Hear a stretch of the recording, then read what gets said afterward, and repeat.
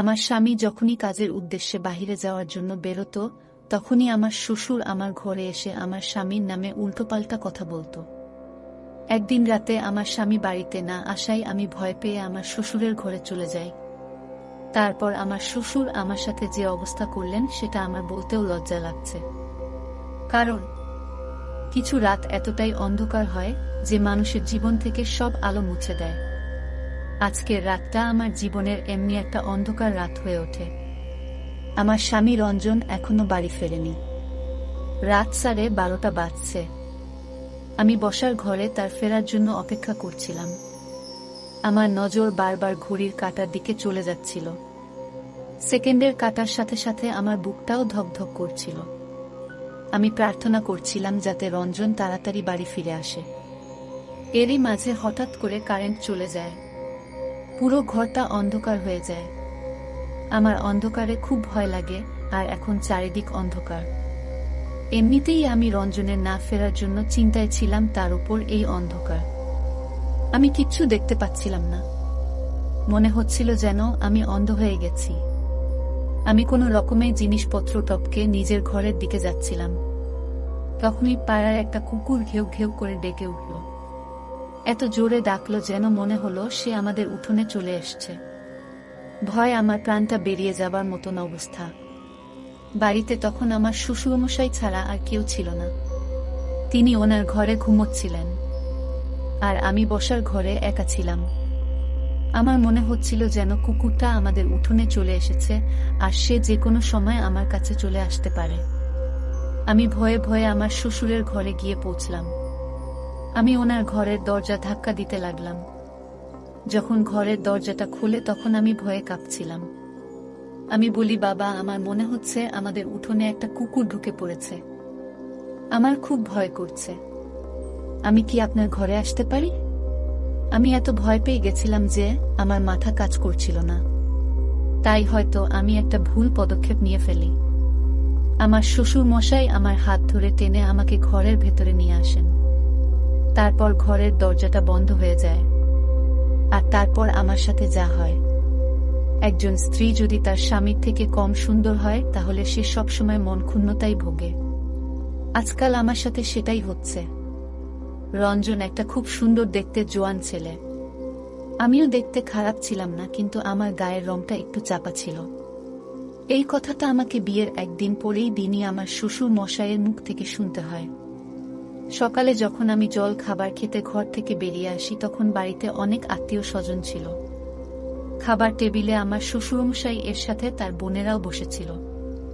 আমার শাশুড়ি মারা গিয়েছিলেন। আত্মীয় স্বজনদের মধ্যে বেশিরভাগই আমার শ্বশুর মশাইয়ের ভাই বোন ছিল। আমি ওনাদের সাথে বসে জল খাবার খেলাম। আমার শ্বশুর মশাই সবার সাথে আমার পরিচয় করিয়ে দিলেন। তিনি খুব খুশ মেজাজে ছিলেন। কিছুক্ষণ পর সব আত্মীয়রা তাদের বাড়ি ফিরে যায়। তখন বাড়িতে শুধু আমি আর আমার শ্বশুরমশাই ছিলাম। আমার রিসেপশনের এখনো অনেকটা সময় বাকি আছে। আমার শ্বশুর মশাই আমার জন্য চা বানিয়ে আনেন। উনি বলেন, আমি ভাবলাম আমার বৌমা খুব ক্লান্ত, তাই আমি তার জন্য চা নিয়ে এলাম। তিনি আমার পাশে সোফায় বসে পড়লেন আর চায়ের কাপটা আমার হাতে ধরিয়ে দিলেন। তিনি বলতে লাগলেন, রঞ্জন এমনিতে খুব ভালো ছেলে। সে আমার সব কথা শোনে। তুমিও মেয়েটা ভালো, কিন্তু আরো ভালো হতো যদি তোমার গায়ের রংটা একটু ফর্সা হতো। ওই যে কথায় বলে না, বউ সেই হয় যাকে সব সময় কাছে পেতে ইচ্ছে করে। উনার কথা শুনে আমি একটু অস্বস্তি বোধ করছিলাম। আমি ওনাকে বললাম, আমি আপনার কথা ঠিক বুঝতে পারলাম না। উনি বলেন, কাল মাঝ রাতে রঞ্জন ঘরের বাইরে এসেছিল। আমিও তখন জল খেতে উঠেছিলাম, তাই আমার তার সাথে দেখা হয়ে যায়। সে আমাকে বলে, বাবা, তুমি নীলিমার মধ্যে কি এমন দেখেছিলে? তুমি তো জানতে যে আমার সুন্দরী মেয়ে পছন্দ। তুমি অন্তত আমার পছন্দের মানটা রাখতে পারতে। এইসব কথা শুনে আমার মনটা খুব খারাপ হয়ে যায়। তবে রঞ্জন কাল রাতে আমার সাথে কোনো খারাপ ব্যবহার করেনি। সে এমন কোনো কথাও বলেনি। সে বরং আমার প্রশংসাই করছিল। তবে হ্যাঁ, আমার মনে আছে যে রঞ্জন রাত 2:30 বা 3:30 নাগাদ একবার ঘরের বাইরে বেরিয়েছিল। কিছুক্ষণ পর আবার ফিরেও এসেছিল। আমি হা করে শ্বশুর মশাইয়ের মুখের দিকে তাকিয়ে রইলাম। তিনি আমাকে বলেন, আমি বুঝতে পারছি তোমার এই কথাগুলো শুনতে ভালো লাগছে না। আমি কাল রঞ্জনকে খুব বকেছি আর বলেছি সে যেন ভুলেও তোমাকে এসব কথা না বলে। সে তোমাকে এরকম কোনো কথা বলেনি তো? আমি মাথা নেড়ে বললাম না। এই কথাটা আমার বিশ্বাস করতে কষ্ট হচ্ছিল, কারণ কাল রাতে রঞ্জনের আমার সাথে ব্যবহার খুব ভালো ছিল। শ্বশুর মশাই এর পরের কথাগুলো আমাকে আরো অবাক করে দেয়। তিনি বলেন, আমি ওকে বারবার বারণ করেছি সে যেন তোমার মনে কষ্ট না দেয়। তুমি কিছু মনে করো না মা, কিন্তু আমি যখন তোমাকে দেখতে গিয়েছিলাম তখন তুমি মেকআপ করেছিলে। তখন তোমাকে দেখে আমার ফর্সা মনে হয়েছিল, কিন্তু তোমার আসল রংটা তো। ওনার কথা শুনে আমি চুপ করে গেলাম। আমি বুঝতে পারছিলাম না আমি কি জবাব দেব। হ্যাঁ, এটা সত্যি যে আমাকে যখন দেখতে আসা হয়েছিল তখন আমি একটু মেকআপ করেছিলাম, কিন্তু সেটাই তো স্বাভাবিক। আজকাল সব মেয়েরাই তো একটু আধটু সাজগোজ করে। রঞ্জনের সাথে যখন আমার সম্বন্ধ পাকা হয়েছিল তখন আমি খুব খুশি হয়েছিলাম, কারণ শ্বশুরবাড়িতে আমার ভুল ধরার জন্য আমার কোনো শাশুড়ি বা ননদ থাকবে না। কিন্তু তখন কি আর আমি জানতাম যে আমার শ্বশুর মশাই বিয়ের পরই আমার খুঁত ধরতে শুরু করবেন। যেভাবে বিয়েটা হয়েছিল সেইভাবে রিসেপশনটাও পেরিয়ে গেল। বিয়ের পরের দিন থেকেই আমি রান্নাঘরের কাজ করা শুরু করে দিয়েছিলাম, কারণ বাড়িতে শুধু আমার শ্বশুরমশাই আর আমার স্বামী থাকত। এমনিতে আমার শ্বশুর মশাই খুব ভালো ছিলেন, আমার সাথে খুব ভালোভাবে কথা বলতেন, কিন্তু উনি রঞ্জনের ব্যাপারে যেসব কথা বলতেন সে সব শুনতে আমার ভালো লাগতো না। রঞ্জন অফিসে বেরিয়ে যাবার পরেই বাবা আমার ঘরে চলে আসতেন। আমি তখন রঞ্জনের ফেলে রাখা জিনিসপত্র গোছাতে ব্যস্ত থাকতাম। বাবা এসে বলতেন, তুমি তাড়াতাড়ি আমাদের জন্য জলখাবার বানাও, তারপর আমরা দুজনে বসে গল্প করব। তিনি আমার সাথে বন্ধুর মতন কথা বলতেন। আমি ওনাকে এটাও বলতে পারতাম না যে আমি খুব ক্লান্ত, একটু বিশ্রাম নেব। কিন্তু চিন্তার বিষয় এটাই যে বাবা সব সময় আমার সঙ্গে ছায়ার মতন লেগে থাকতেন। আমি যখন রান্নাঘরে থাকতাম তখন উনি সেখানে এসে হাজির হতেন। আমি যখন রান্না করতাম তখন তিনি বলতেন, এইভাবে নয়, এইভাবে বানাও।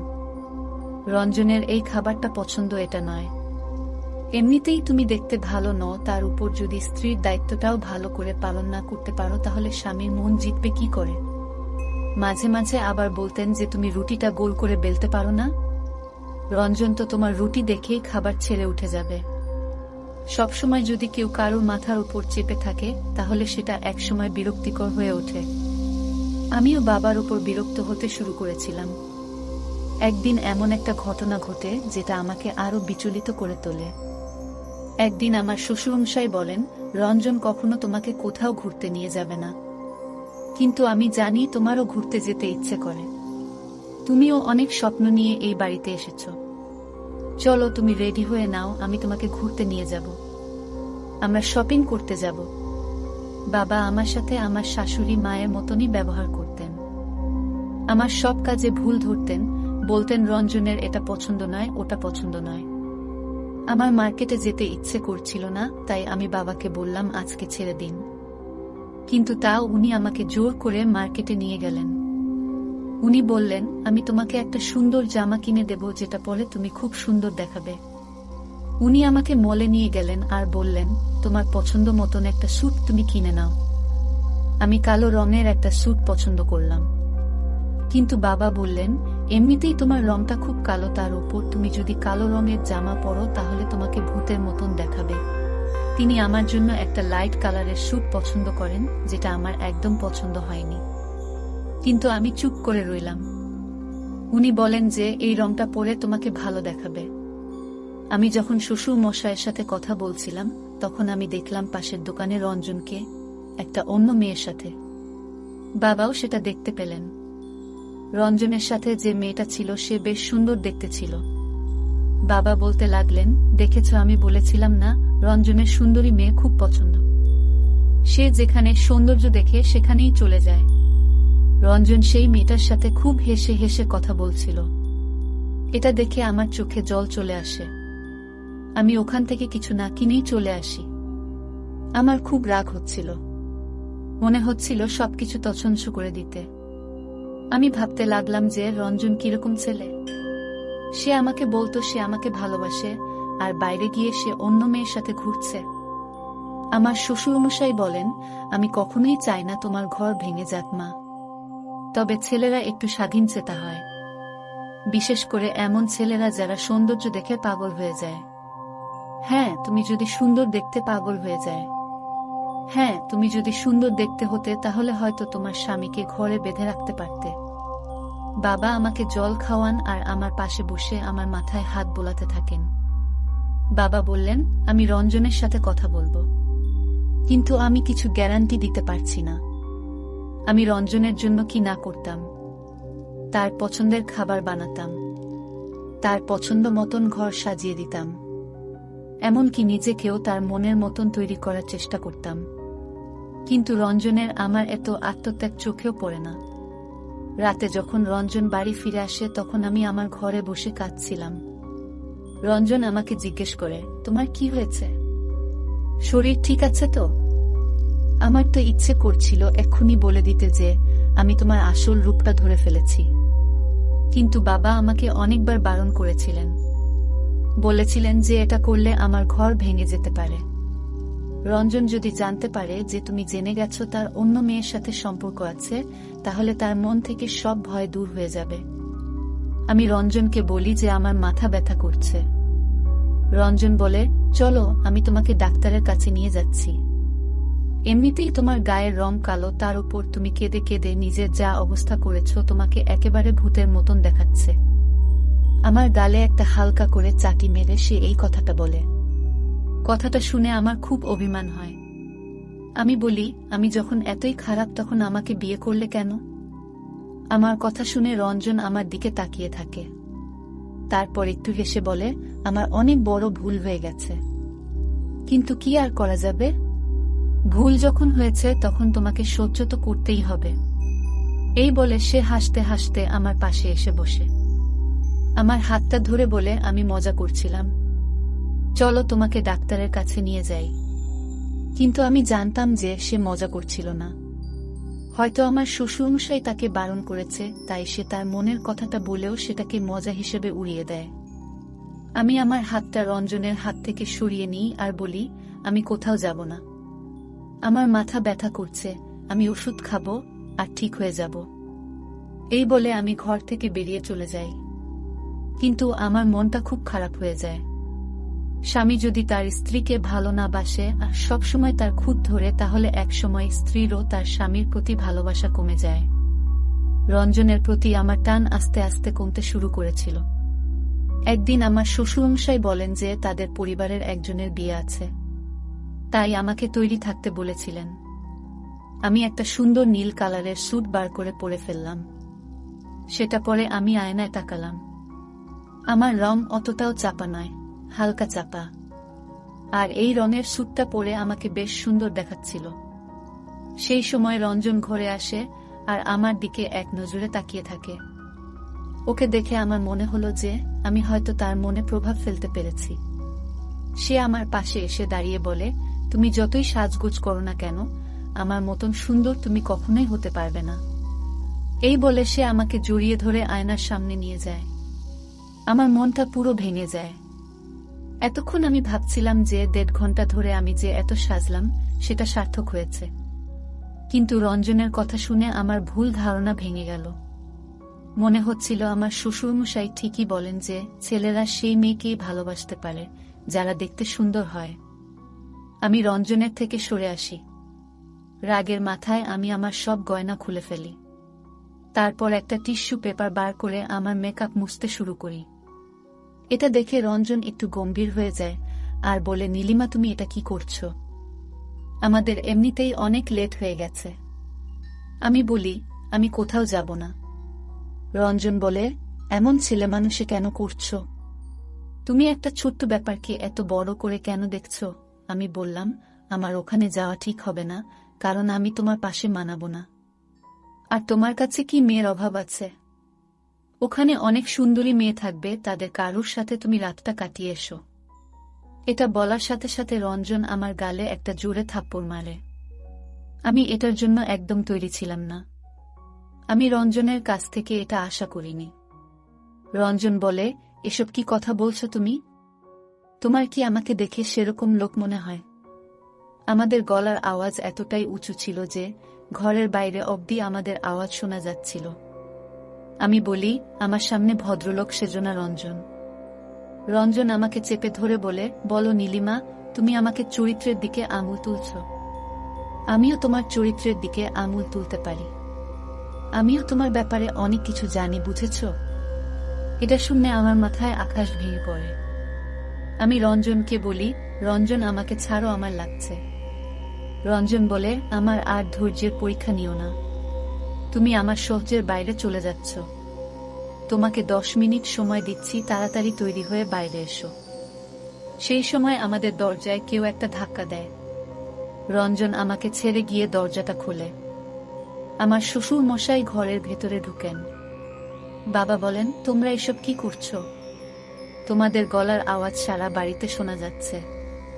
রঞ্জন বলে, বাবা তুমি ওকে বলে দাও ও যেন এসব কথা মুখেও না আনে, তাহলে আমার থেকে খারাপ কিন্তু কেউ হবে না। এই বলে সে ঘর থেকে বেরিয়ে যায়। আমার শ্বশুর মশাই আমার কাছে এসে বসে। আমি বলি, সব সময় রঞ্জন আমাকে নিয়ে ব্যঙ্গ করে। আমাকে যখন ওর এতটাই অপছন্দ, তখন ও আমাকে বিয়ে করল কেন?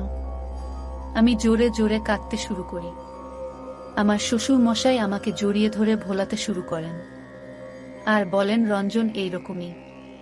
আমি ওকে বোঝাবো, তুমি চিন্তা করো না। আমি তো চাই যে তোমরা দুজনে সুখে সংসার করো, কিন্তু তার কোনো নমুনায় আমি দেখছি না। বন্ধুরা, ভিডিওর মাঝখানে একটা কথা বলতে চাই। আমি তোমাদের সর্বদা হাসি খুশি রাখার জন্য খুব কষ্ট করে ভিডিও বানাই। তাই তোমাদের কাছে অনুরোধ থাকবে, অবশ্যই ভিডিওটি দেখে একটি লাইক করবেন এবং SMAGK চ্যানেলটি সাবস্ক্রাইব করে পাশে থাকবেন। তো আমার শ্বশুর বলল, দেখো মা, ছেলেরা কখনো আপোস করে না, মেয়েদেরকেই আপোস করতে হয়। তোমাকে নিচু হতে হবে আর একটু ধৈর্য ধরতে হবে। আমি একটা লেখাপড়া জানা শিক্ষিত মেয়ে ছিলাম। আমি ভালো পরিবার থেকে এসেছিলাম। তা সত্ত্বেও আমি রঞ্জনের সব কথা মেনে নিতাম। এরপরেও যদি রঞ্জনের শুধু আমার খারাপটাই চোখে পড়ে, তাহলে আমি কি করতে পারি? বাবা বলেন, এখন তুমি তৈরি হয়ে নাও, না হলে ঝামেলা আরো বাড়বে। আমি না চাইতেও আবার তৈরি হলাম আর বিয়ের বাড়িতে গিয়ে চুপচাপ এক কোণে বসে রইলাম। রঞ্জন বারবার আমার দিকে তাকাচ্ছিল। বেশ কিছুদিন আমাদের মধ্যে কোনো কথা হয় না। একদিন আমাদের বাড়ির দরজায় কেউ এসে কড়া নাড়ে। সাধারণত আমার শ্বশুরমশাই দরজা খুলতেন, কিন্তু তিনি ঘর থেকে বেরিয়ে এলেন না দেখে আমি গিয়ে দরজাটা খুলি। আমি দেখলাম একটা কম বয়সী ছেলে এসেছে। সে জিজ্ঞেস করে, অমল বাবু আছেন? সে আমার শ্বশুর মশাইয়ের কথা বলছিল। আমি বললাম, হ্যাঁ আছেন। সে বলে, তিনি আমাকে বাড়িতে ডেকেছেন। আমি সরে দাঁড়ালাম যাতে ছেলেটা বাড়ির ভেতরে ঢুকতে পারে। আমি বাবার ঘরটা তাকে দেখিয়ে দিলাম আর সে বাবার ঘরের দিকে চলে গেল। তখনই আমার চোখ ছানা বড়া হয়ে গেল যখন আমি দেখলাম আমার শ্বশুরমশাইকে সামনের গলিটা থেকে বাড়ির দিকে আসতে। আমি অবাক হয়ে গেলাম এই দেখে যে আমার শ্বশুরমশাই যদি বাড়িতেই না থাকেন, তাহলে এই ছেলেটাকে বাড়িতে আসতে বলবে কেন? আমি ছেলেটাকে জিজ্ঞেস করি যে সে এখানে কেন এসেছে। সে বলে, আমাকে অমল বাবু এখানে আসতে বলেছেন। আমি বলি, তুমি মিথ্যে কথা বলছো। বাবা তো এখন বাইরে থেকে ফিরছেন, তাহলে উনি তোমাকে বাড়িতে আসতে বলবেন কেন? আমি যখন ছেলেটার সাথে কথা বলছিলাম, তখনই বাবা বাড়িতে এসে পৌঁছন। বাবা সেই ছেলেটাকে দেখে আমার দিকে বিস্মিতভাবে তাকায়। তখনই ছেলেটা দৌড়ে বাড়ি থেকে পালিয়ে যায়। আমি দেখে হতবাক হয়ে যাই। বাবা আমাকে জিজ্ঞেস করেন, এই ছেলেটা কে? সে কেন এখানে এসেছিল? বাবার প্রশ্ন আমাকে বিচলিত করে। আমি বলি, সে আপনাকে খুঁজতে এখানে এসেছিল বাবা। সে বলছিল আপনি নাকি ওকে ডেকেছেন। বাবা বলে, তুমি কি ভেবেছ তুমি আমাকে যা বলবে আমি তাই বিশ্বাস করব? আমি তো এই ছেলেটাকে চিনিও না। আমার মাথা ঘুরতে শুরু করে। আমি বলি, আমি সত্যি বলছি বাবা, এই ছেলেটা আমাকে এটাই বলেছে। বাবা বলে, যে কেউ এসে তোমাকে বলবে যে সে আমার সাথে দেখা করতে চায়, আর তুমি তাকে বাড়ির ভেতর ঢুকতে দেবে? বাবা যখন আমার সাথে তর্ক করছিলেন তখনই রঞ্জন বাড়িতে ফিরে আসে। সে আমাদের অর্ধেক কথা শুনতে পেয়ে যায়। সে বাবাকে জিজ্ঞেস করে, বাবা কি হয়েছে? বাবা সঙ্গে সঙ্গে চুপ করে যান আর আমাকেও চুপ করে যেতে বলেন। রঞ্জনকে বলেন, না কিছু হয়নি। রঞ্জন অনেক জিজ্ঞেস করল কিন্তু বাবা কিছুই বললেন না। তারপর রঞ্জন বলে যে সে শুনতে পেয়েছে যে বাড়িতে কেউ একটা এসেছিল। কে এসেছিল? বাবা বলে, তুমি বাদ দাও রঞ্জন, আমি তো আছি, আমি সব সামলে নেব। রঞ্জন আমার দিকে রেগে তাকালো, তারপর সে নিজের ঘরে চলে গেল। রঞ্জনের যাওয়ার পর বাবা বললেন, ওকে কিছু বলার দরকার নেই, আমি চাই না তোমাদের মধ্যে আবার ঝামেলা হোক। এই ঘটনাটার কয়েকদিন পরই একটা রাতে রঞ্জন বাড়িতে ফিরতে দেরি করে। আমি খুব চিন্তা করছিলাম আর তখনই লাইটটাও চলে যায়। আমি বাধ্য হয়ে আমার শ্বশুরের ঘরে গিয়ে উপস্থিত হই। কিন্তু যেই আমি আমার শ্বশুর মশাইয়ের ঘরে ঢুকি আমার মনে হলো কেউ একটা আমাকে জড়িয়ে ধরল। আমি বুঝতে পারছিলাম না সে কে। আর ঠিক সেই সময়ে ঘরের লাইটটা জ্বলে উঠে। আমি দেখি আমার শ্বশুরমশাই বিছানায় শুয়ে আছেন আর যে আমাকে জড়িয়ে ধরেছে সে সেই ছেলেটা যে আমার শ্বশুর মশাইয়ের খোঁজে আমাদের বাড়িতে এসেছিল। আমি ভয় পেয়ে গেলাম। ওই ছেলেটার হাত থেকে নিজেকে ছাড়ানোর চেষ্টা করছিলাম আর ঠিক তখনই রঞ্জন ঘরে এসে ঢোকে। এইসব দেখে তো রঞ্জন রেগে গিয়ে ছেলেটাকে মারতে শুরু করে। তখন আমার শ্বশুর মশাই উঠে বসলেন আর বললেন, এই ছেলেটা আর তোমার বউ দুজন মিলে আমাকে অজ্ঞান করে দিয়েছিল। ভালো হয়েছে তুই এদেরকে হাতে নাতে ধরতে পেরেছিস। আমি অবাক হয়ে বলি, বাবা আপনি এসব কি বলছেন? বাবা বলেন, রঞ্জন আমি তোকে আগেই বলেছিলাম এই মেয়েটাকে বিয়ে না করতে। আমার ভাইয়ের মেয়েকে বিয়ে করতে বলেছিলাম, কিন্তু তুই তো আমার কথা শুনলি না। তুই নিজের ইচ্ছের মতন কাজ করলি। এবার দেখলি তো এই মেয়েকে বিয়ে করার নমুনা। এবার আমি আমার শ্বশুর মশাই এর সব ষড়যন্ত্র ধরতে পারলাম। ছেলেটা তো পালিয়ে যায়, মনে হয় আমার শ্বশুর মশাই তাকে টাকা দিয়ে এখানে এনেছিল আমার বদনাম করার জন্য, আমাকে রঞ্জনের চোখে ছোট করার জন্য। রঞ্জন আমার দাদাকে ফোন করে বলে আমাকে এসে নিয়ে যেতে, কিন্তু আমি রঞ্জনকে সব কথা বলে দিই। আমি তাকে বলি যে তোমার বাবাই আমাকে তোমার নামে খারাপ কথা বলতো, তিনি আমাকে ভুল বুঝিয়েছিলেন, এতে আমার কোনো দোষ নেই। আমি ভগবানের দিব্যি দিচ্ছি আমি ওই ছেলেটাকে চিনি না। রঞ্জন বলে, ঠিক আছে, আমি কালকে ওই ছেলেটাকে খুঁজে বার করব আর তারপর তার মুখ থেকে সব কথা বার করব। যদি প্রমাণিত হয় যে তুমি মিথ্যে কথা বলছো তাহলে আমি তখনই তোমাকে ডিভোর্স দেব। একদিন পরে রঞ্জন ওই ছেলেটাকে খুঁজে বার করে আর তাকে মেরে তার থেকে সব সত্যি কথা বার করে নেয়। সে আমার শ্বশুরমশাইয়ের সব ষড়যন্ত্র ফাঁস করে দেয়।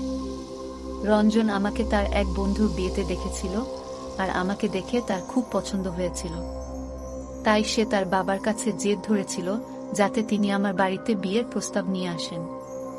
কিন্তু আমার শ্বশুরমশাই চেয়েছিলেন রঞ্জনের বিয়ে তার ভাইঝির সাথে দিতে। তিনি এইসব ষড়যন্ত্র এই জন্য করেছিলেন যাতে রঞ্জন আমাকে ছেড়ে তার ভাইয়ের মেয়েকে বিয়ে করে। কে বলে যে শুধু শাশুড়িরাই বৌমাদের বিরুদ্ধে ষড়যন্ত্র করে? এই কাজটা মাঝে মাঝে শ্বশুররাও করে থাকেন। তো বন্ধুরা, আজকে এই পর্যন্তই। ভিডিওটি দেখার পর যদি তোমাদের ভালো লাগে তাহলে অবশ্যই একটি লাইক করবেন এবং কমেন্ট করে তোমাদের মতামত জানাবেন আর চ্যানেলটি সাবস্ক্রাইব করে সাথেই থাকবেন। ধন্যবাদ।